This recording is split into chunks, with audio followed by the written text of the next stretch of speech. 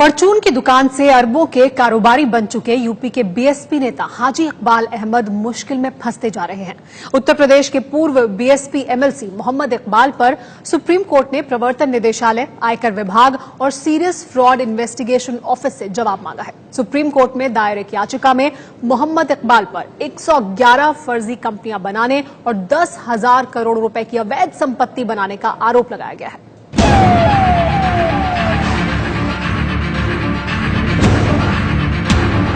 BSP के पूर्व MLC हाजी मोहम्मद इकबाल मुश्किल में घिर सकते हैं। वजह ही कुछ ऐसी है, जिस वजह से वो चर्चा में हैं, वो सुनकर आप चौंक जाएंगे। सुप्रीम कोर्ट में दायर एक जनहित याचिका में हाजी मोहम्मद इकबाल पर 10,000 करोड़ की काली कमाई करने का आरोप लगाया गया है। यही नहीं, हाजी इकबाल पर 111 फर्जी कंपनियां चलाने का भी गंभीर आरोप लगा है।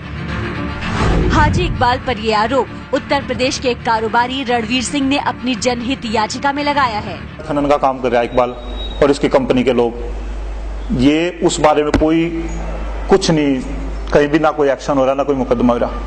5, 7, 10 एप्लीकेशन लगातार 5-6 महीने से मैं दे रहा हूँ, किसी विभाग में कोई कार्रवाई नहीं हो पा रही। हम माननीय सर्वोच्च न्यायालय की शरण में गए, हमें उम्मीद है वहाँ हमें न्याय मिलेगा। सुप्रीम कोर्ट ने याचिका की सुनवाई के दौरान अब उत्तर प्रदेश सरकार से शिकायतकर्ता रणवीर और हाजी इकबाल दोनों के आपराधिक रिकॉर्ड अदालत में पेश करने को कहा है। सर्वोच्च न्यायालय ने निर्देश दिए हैं उत्तर प्रदेश सरकार को जवाब लगाना है कि जो याचिकाकर्ता हैं उनके खिलाफ कितने मुकदमे खुद चल रहे हैं और इल्लीगल माइनिंग के कोई मुकदमे चल रहे हैं कि नहीं। कोर्ट में ये भी बात रखी गई कि मोहम्मद इकबाल ने कई फर्जी कंपनियां बनाई हुई हैं और उनके खिलाफ भी कई क्रिमिनल मामले हैं। तो कोर्ट ने उत्तर प्रदेश सरकार से उस व्यक्ति के बारे में भी हलफनामा दाखिल करने के लिए कहा है। इकबाल के खिलाफ दायर जनहित याचिका पर सुनवाई करते हुए सुप्रीम कोर्ट ने इस मामले में जांच का निर्देश दिया है। प्रवर्तन निदेशालय, आयकर विभाग और सीरियस फ्रॉड इन्वेस्टिगेशन दफ्तर से सुप्रीम कोर्ट ने कहा है कि वो हाजी इकबाल पर लगे 10,000 करोड़ रुपए से ज्यादा की अवैध संपत्ति रखने के आरोप की जांच करें और सुप्रीम कोर्ट में रिपोर्ट पेश करें।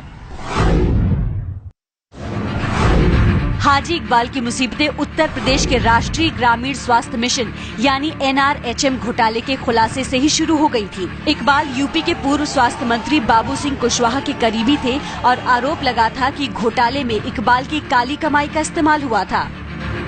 सीबीआई और ईडी की जांच के मुताबिक बाबू सिंह कुशवाहा के एक रिश्तेदार और इकबाल के एक परिजन दिल्ली की एक कंपनी में निदेशक भी हैं। प्रवर्तन निदेशालय ने इस मामले में 4.5 करोड़ रुपए की संपत्ति भी जब्त की थी, लेकिन अभी तक इकबाल के खिलाफ कोई भी सीधा सबूत नहीं मिला है। अब इकबाल की 10,000 करोड़ की काली कमाई को लेकर सुप्रीम कोर्ट में जो शिकायत की गई वो बेहद गंभीर है। इकबाल और उनके तथाकथित धंधों को लेकर सुप्रीम कोर्ट में भी एक याचिका दाखिल की गई, जिस पर सुप्रीम कोर्ट सुनवाई कर रहा है।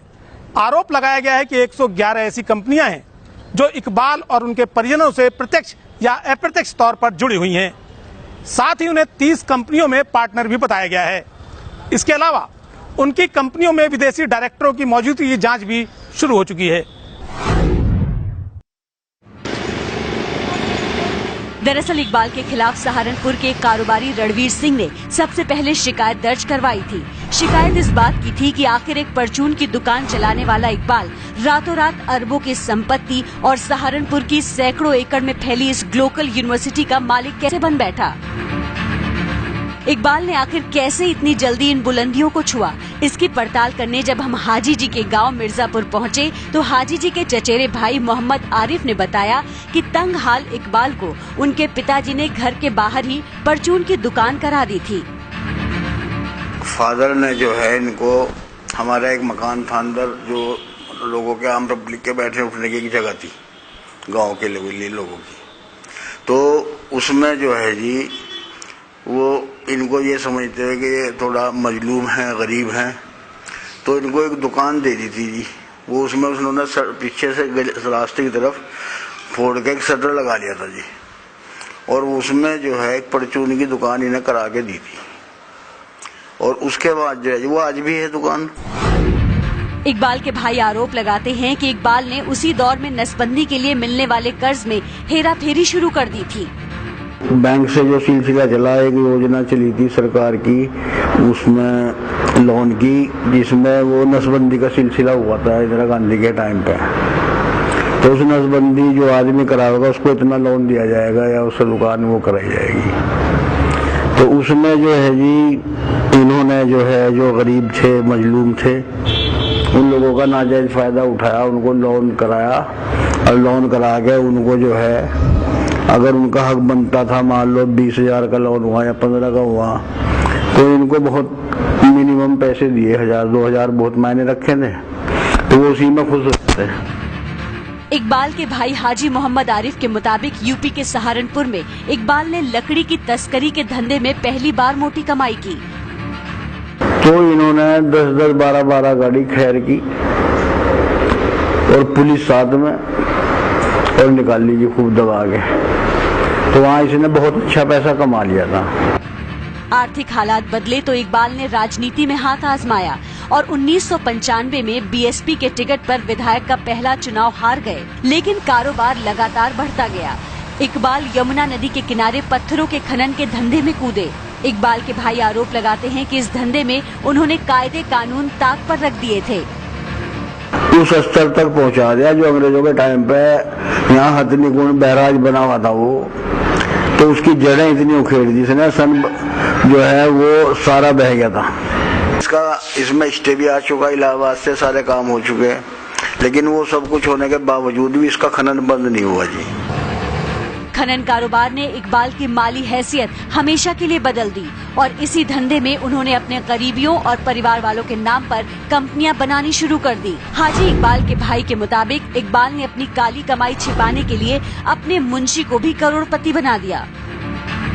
का मुंशी है नसीम, जिसके नाम इसने मेरा ख्याल के कई हजार करोड़ की प्रॉपर्टी करा रखी। उसका काम ये था, वो नौकरी करा कर था इसके यहाँ और जंगल से लकड़ी ला कर था, बेचे था, अपने बच्चों का पालन पोषण करे था जी। आज उसके पास आप देखो मकान खड़ा, उसका कम से कम 1 करोड़ का तो यही है पीछे, और जो है जितने लेन देन है वही करता है सब।